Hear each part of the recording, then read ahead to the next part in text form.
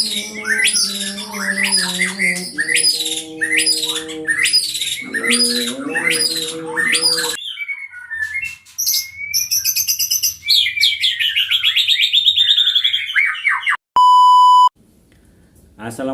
warahmatullahi wabarakatuh, Sobat BFI Bird Farm Indonesia dimanapun Anda berada.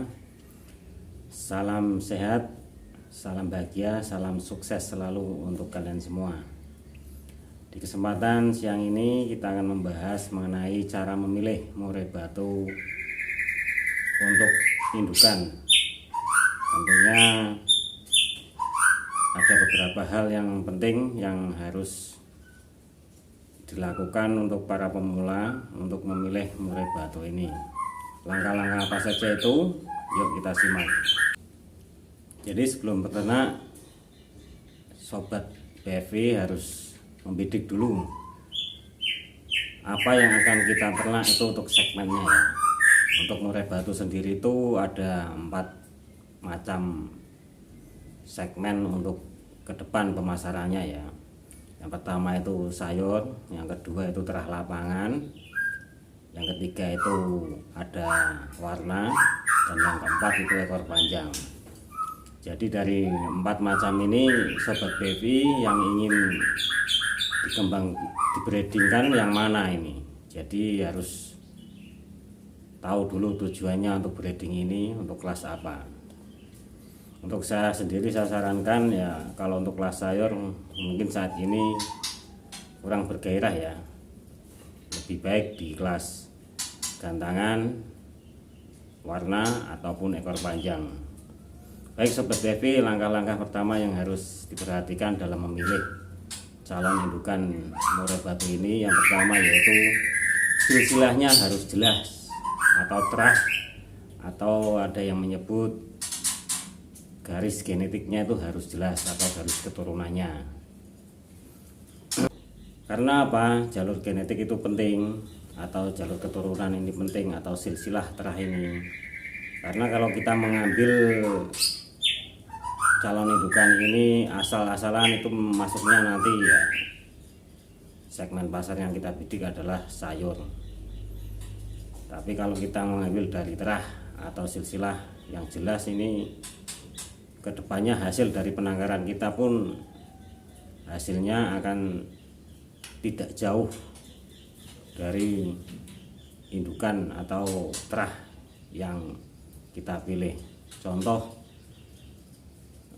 kita sudah membidik salah satu murai batu terah, katakanlah dragon.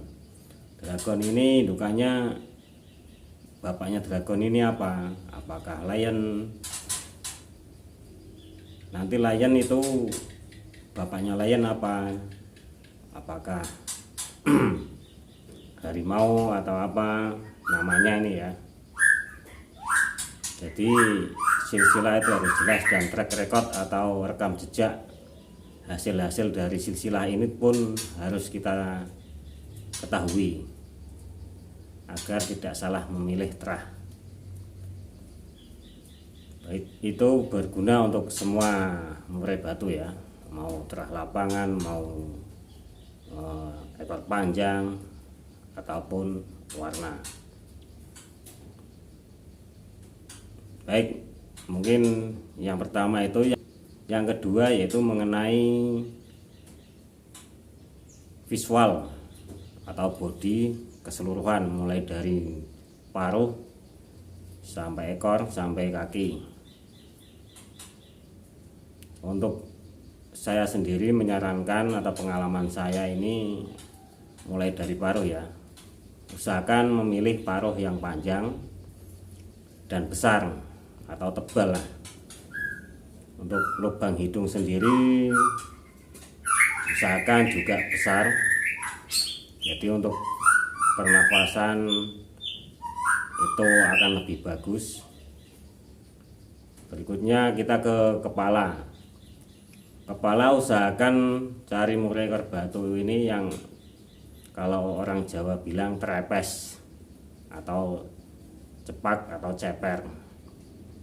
Ini biasanya kalau murai-murai dengan kepala yang ceper ini atau cepak ini daya juang taruhnya itu bagus dan mentalnya juga bagus. Selanjutnya ke mata. Mata usahakan untuk sobat BFI memilih yang besar. Yang besar dan tatapannya tajam. Jadi kalau orang Jawa bilang itu raine kereng, ngono lho. Terus kita ke leher. Leher usahakan yang panjang. Yang ideal lah kita sesuaikan dengan bentuk kepala, bentuk paruh, usahakan yang panjang. Selanjutnya kita ke body atau tubuh. Usahakan tubuh yang besar. Kalau ya tapi relatif sih, kalau saya sih lebih yang ke sedang lah, nggak terlalu besar, nggak terlalu kecil, yang sedang saja. Usahakan tubuh ini panjang, jadi dengan leher panjang, tubuh panjang itu akan kelihatan ideal. Untuk selanjutnya kita ke ekor. Kalau ekor ini lebih baik ya, kalau menurut pengalaman saya pribadi itu yang lengkung dan juga daun lebar, daun yang sedengan lah. Tapi ini sesuai selera ya. Kalau ekor ini, kalau saya lebih ke daunnya yang melengkung, sedang, nggak terlalu besar, nggak terlalu kecil, karena itu, dan rapat, nggak yang mekar. Karena kalau yang rapat itu untuk gaya tarung, untuk dimain-mainkan itu akan kelihatan eksotik. Selanjutnya kita ke kaki. Kaki usahakan yang panjang dan besar. Jadi kaki ini usahakan yang besar. Fungsinya besar itu untuk menopang dia pada saat mungkin tarung ataupun nangkring ya. Ini kalau kakinya besar tetap dia menopangnya kuat dan cengkeramannya pun juga kuat. Untuk kuku mau hitam mau putih nggak masalah. Yang ketiga yaitu usia. Usia untuk jantan itu usahakan minimal 10 bulan. Untuk betina sendiri 8 bulan. Karena di usia ini mulai batu sudah mulai bisa produksi. Mungkin kalau orang bilang pastol lah ya. Pastol pun ada yang bisa produksi, tergantung kondisi burungnya. Dan usahakan yang gacor. Kalau orang bilang yang gacor, kalau burung sudah menggacor ini biasanya sudah siap. Begitu juga dengan yang betina, kalau ada suara jantan itu sudah merespon atau juga sering bunyi merespon suara jantan, itu bisa dikatakan bahwa burung murai ini sudah siap untuk dimasukkan ke kandang. Yang keempat yaitu secara fisik atau secara visual itu jangan sampai yang minus atau cacat. Usahakan dari ujung paruh sampai yang kaki sampai ekor itu utuh, jangan ada yang minus. Kalau untuk agar tidak mengganggu aktivitas nanti pas posisi dia mengeram, bertelur ataupun meloloh anakannya. Jadi itu sobat BFI yang bisa saya informasikan cara memilih murai batu yang bagus untuk di penangkaran atau diternakan di kandang. Semoga bermanfaat untuk sobat BFI semuanya. Salam ternak sampai mana, salam satu hobi, semoga menjadi lahan rezeki. Jika video ini bermanfaat, share, jangan lupa subscribe agar